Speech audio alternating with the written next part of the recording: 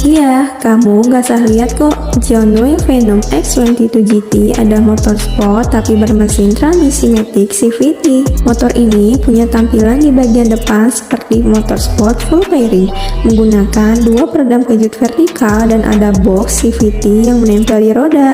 Motor ini memiliki mesin 1 silinder 223 cc berpendingin cairan injeksi bahan bakar dan memiliki keluaran tenaga maksimal 15 HP pada 7000 rpm dan torsi 17,6 Nm pada 5500 rpm. Roda depan menggunakan velg berukuran 17 inci dengan double front disc brake, sedangkan belakangnya pakai 14 inci.